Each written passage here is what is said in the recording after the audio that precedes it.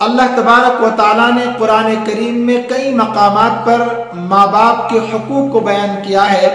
اسی طریقے سے اللہ کے محبوب جناب رسول اللہ صلی اللہ علیہ وسلم نے احادیث مبارکہ میں ماں باپ کے ساتھ اچھا برتاؤ کرنا، ماں باپ کے حقوق کو بیان کیا ہے۔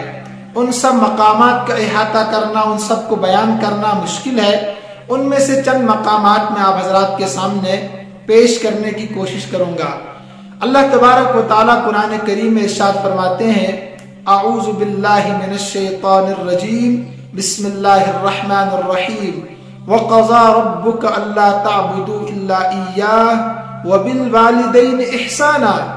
انہیں تیرے رب نے یہ فیصلہ کر دیا ہے، یہ حکم سنا دیا ہے، عبادت تو صرف اللہ کی ہوگی جو خالق حقیقی ہے، لیکن ماں باپ کے ساتھ احسان کا معاملہ کرنا ہے، اچھا برتاؤ کرنا ہے۔ احسان کیا ہے؟ اللہ تبارک و تعالیٰ نے اس میں سب سے معمولی مثال بیان کی ہے کہ احسان کس کو کہتے ہیں۔ فرمایا آگے کہ اگر تیری موجودگی میں ماں باپ میں سے کوئی ایک یا وہ دونوں بڑھاپے کو پہنچ جائے، جب ان کو تیری ضرورت ہو، فلا تقل لهما اف، تو ان کو اف تک نہیں کہنا، انہیں کوئی ایسی حرکت نہیں کرنا جو ماں باپ کو ناگوار گزرے، جس سے ان کو تکلیف پہنچے۔ میں ایک مثال پیش کرتا ہوں، مثلا کہ کئی مرتبہ ایسا ہوتا ہے کہ آپ گھر میں مشورہ کر رہے ہوتے ہیں کسی کام کے لیے، اگر ماں باپ کوئی مشورہ دیں، کوئی رائے پیش کریں جو موافق نہیں ہے، جو مناسب نہیں ہے، تو آپ ان کی رائے کو اس وقت قبول کر لیں، اگرچہ اس رائے سے آپ کو نقصان بھی ہو رہا ہو، لیکن ان سے یہ نہ کہیں آپ کہ تم تو بوڑھے ہو چکے ہو، تمہیں رائے دینے کا طریقہ بھی نہیں ہے، سوچنے سمجھنے کی صلاحیت بھی نہیں ہے۔ یعنی اس سے بھی ماں باپ کو تکلیف ہوتی ہے، پھر ماں باپ کو ڈانٹنا، ڈپٹنا، مارنا، پیٹنا، ان کو برا بھلا کہنا، یہ تو بڑی بڑی چیزیں ہیں۔ اللہ تبارک و تعالیٰ نے معمولی حرکت کرنے سے بھی روکا ہے جس سے ان کو تکلیف پہنچے۔ فلا تقل لهما اف، ان کو اف تک بھی مت کہو۔ دوسرے مقام پر فرمایا وَوَصَّيْنَا الْإِنسَانَ بِوَالِدَيْهِ حُسْنًا، ہم نے انسان کو وصیت کی ہے ماں باپ کے ساتھ اچھا برتاؤ کرنے کی۔ آگے فرماتے ہیں وَإِن جَاهَدَاكَ عَلَىٰ أَن تُشْرِكَ، اگر وہ تجھے مجبور کر دے شرک کرنے پر، جو سب سے بڑا گناہ ہے، اس کے علاوہ اللہ ہر گناہ معاف کر سکتا ہے، لیکن شرک اللہ معاف نہیں کریں گے۔ ہر گناہ معاف ہو سکتا ہے، اللہ پاک فرماتا ہے اگر شرک کرنے پر مجبور کریں فلا تطعهما، تو اس معاملے میں ان کی اطاعت فرما برداری نہیں ہوگی، لیکن آگے جو فرمایا وصاحبهما فی الدنیا معروفا، ان کے ساتھ دنیا میں اچھا برتاؤ کرنا ہے، ان کے ساتھ حسن سلوک سے پیش آنا ہے، جب بھی ان کو تمہاری ضرورت پڑے تو ان کی ضرورت پوری کرنا تمہارے اوپر ضروری اور لازم ہے۔ وصاحبهما فی الدنیا معروفا، مشرک ہونے کے باوجود بھی اچھا برتاؤ کرنا ہے۔ ایک مقام پر فرمایا انشکر لی ولوالدیک، تم میرا بھی شکریہ ادا کرو اس لیے کہ میں تمہارا معبود حقیقی ہوں، خالق حقیقی ہوں، ولوالدیک، اور اپنے ماں باپ کا بھی شکریہ ادا کرو، دنیا میں لانے کا وہ ذریعہ بنے ہیں، اصل تو اللہ خالق ہے، لیکن ماں باپ وہ ذریعہ بنے ہیں، انہوں نے تم پر بڑے احسانات کیے ہیں، میرے شکر کے ساتھ ماں باپ کا شکریہ ادا کرنا بھی تمہارے لیے ضروری ہے۔ وَإِلَيَّ الْمَصِيرُ، پھر میری طرف لوٹ کر آنا ہے، میں دیکھوں گا تم نے کیا کیا ہے۔ یاد رکھیے دنیا میں دو چیزیں ایسی ہے کہ جن کا محض دیکھنا بھی عبادت ہے۔ اگر آپ تعظیم کی غرض سے دیکھتے ہیں، محبت کی غرض سے دیکھتے ہیں تو عبادت بن جاتا ہے۔ بیت اللہ کا عبادت، بیت اللہ کا محبت کی نظر سے دیکھنا، تعظیم کی نظر سے دیکھنا، یہ عبادت ہے۔ ایسے بوڑھے ماں باپ کو محبت کی نظر سے دیکھنا، تعظیم کی نظر سے دیکھنا، یہ بھی عبادت بن جاتا ہے۔ نہ صرف دیکھنے پر اتنا ثواب اور اتنی فضیلت ہے کہ عبادت بن جاتا ہے۔ اور ایک روایت ہے ترمذی شریف کی، فرمایا اللہ کے نبی صلی اللہ علیہ وسلم نے رضا الرب فی رضا الوالد و سخط الرب فی سخط الوالد، کہ اللہ کی خوشنودی باپ کی خوشنودی میں ہے، اللہ کی ناراضگی باپ کی ناراضگی میں ہے۔ یعنی اللہ خوش تب ہوگا جب باپ خوش ہوگا، اور اگر باپ ناراض تو اللہ بھی ناراض ہے۔ تو لہٰذا یہ چند روایتیں تھی جو آپ حضرات تک میں نے پہنچا دی۔ تو انسان کو اپنے ماں باپ کا شکریہ بھی ادا کرنا چاہیے، ان کے حقوق کو تسلیم بھی کرنا چاہیے اور ادا بھی کرنا چاہیے۔ صرف تسلیم کرنے سے کام نہیں چلے گا بلکہ ادا بھی کرنا چاہیے۔ اس کو سوچنا چاہیے جس طریقے سے ماں باپ نے مجھے بڑھاپے میں انگلی پکڑ کر کھانا پینا، پیشاب کرنا، پیشاب دھونا، بولنا، یہ تمام چیزیں مجھے سکھائی ہے، جب میری ان کو ضرورت ہے بڑھاپے میں تو مجھے بھی ان کے ساتھ وہی برتاؤ کرنا چاہیے، وہی حسن سلوک کرنا چاہیے جو میرے ماں باپ نے میرے ساتھ میرے بچپن میں کیا ہے۔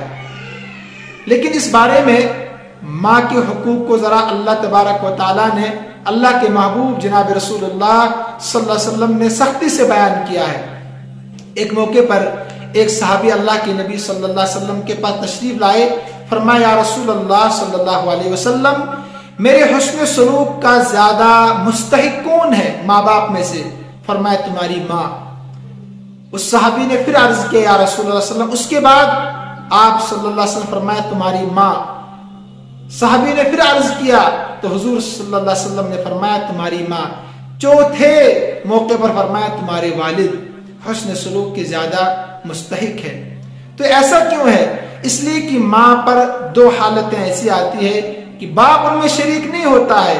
ایک تو اللہ پاک خود ارشاد فرماتے ہیں حملت امہ وہنا علی وہن، کہ تیری ماں نے تجھے پیٹ میں اٹھائے رکھا تکلیف پر تکلیف برداشت کرتے ہوئے، کمزوری پر کمزوری برداشت کرتے ہوئے، اس میں باپ کا عمل دخل نہیں ہے، انہیں تنہا ماں برداشت کرنے میں شریک ہے۔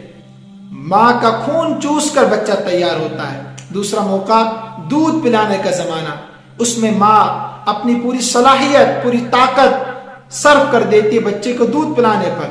تو یہ دو موقع ایسے ہیں کہ اس میں صرف ماں شریک ہوتی ہے۔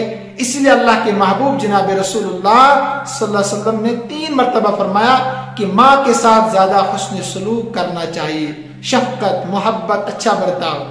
باپ کا تو حق ہے ہی لیکن ماں کا زیادہ ہے شفقت کے معاملے میں۔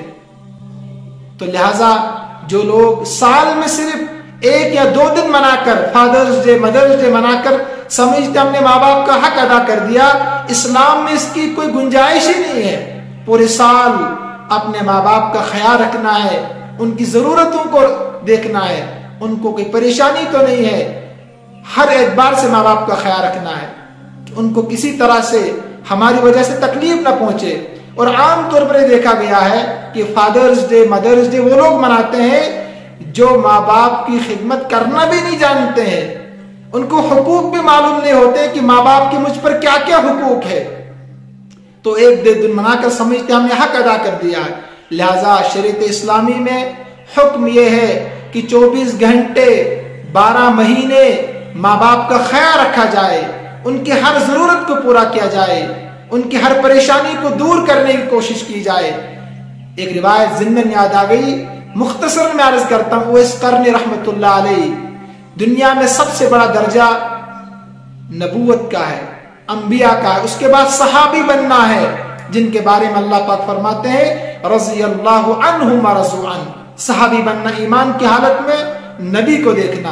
لیکن اویس قرنی رحمت اللہ علیہ یمن میں ہے، لیکن ماں کو ان کی خدمت کی ضرورت ہے، خط لکھتے ہیں اللہ کے محبوب جناب رسول اللہ صلی اللہ علیہ وسلم کو کہ میں صحابی بننا چاہتا ہوں، میرا شوق ہے صحابی بننا، لیکن میری ماں کو میری خدمت کی ضرورت ہے۔ اندازہ لگائیے اللہ کے محبوب جناب رسول اللہ صلی اللہ علیہ وسلم نے حکم دیا کہ تم وہیں رہو، ماں کی خدمت کرو اور اسلام قبول کرو اور دین کی پیروی کرو، دین کے مطابق اپنی زندگی بسر کرو، ماں کو تمہاری خدمت کی ضرورت ہے۔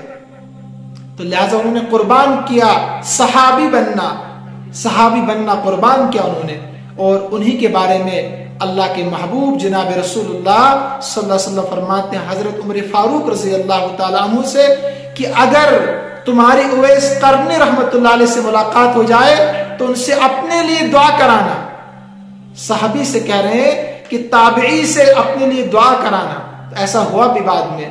تو لہٰذا یہ سال میں 1-2 دن منانا، فادرز ڈے مدرز ڈے منانا، اسلام میں اسی کوئی گنجائش ہی نہیں ہے۔ पूरे साल माँ बाप की खिदमत की जाए, जब भी जरूरत हो, जैसी जरूरत हो उनकी खिदमत करना, इसको अपना हक समझे। और फरमाया अल्लाह के महबूब जनाब रसूलुल्लाह सल्लल्लाहु अलैहि वसल्लम ने, हलाक तबाह बर्बाद हो जाए वो शख्स जो अपने माँ बाप को अपनी जिंदगी में पाए और उसके बावजूद उनकी खिदमत करके वो जन्नत का मुस्तहिक नहीं बन सका। और जिब्राइल अलैहिस्सलाम ने जब दुआ की, आप सल्लल्लाहु अलैहि वसल्लम फरमाया आमीन, कि ऐसा शख्स हलाक होना चाहिए। तो लिहाजा हमें कोशिश करनी चाहिए कि हम हर वक्त अपने माँ बाप का ख्याल रखें, उनके ज़रूरियात का ख्याल रखें, पूरे साल माँ बाप की खिदमत करें। अल्लाह तबारक व तआला सही मानों में हमें अपने माँ बाप की खिदमत करने वाला बनाए, ज़िंदगी में उनके साथ हुस्न सलूक, अच्छा बर्ताव, उनकी फर्मा बरदारी करने की तौफीक अता फरमाए। और मरने के बाद भी फरमाया कि नेकियों में सबसे बड़ी नेकी यह है कि तुम माँ की सहेलियों के साथ, बाप के दोस्तों के साथ मरने के बाद भी अच्छा बर्ताव करो। ये माँ बाप के साथ सबसे बड़ी नेकी है। अल्लाह तबारक व तआला मुझे भी, सामईन को, नाजरीन को अपने माँ बाप की खिदमत करने की तौफीक अता फरमाए। अल्लाह तबारक व तआला कुरान और हदीस का सही फहम अता फरमाए। अस्सलामु अलैकुम व रहमतुल्लाहि व बरकातुहू।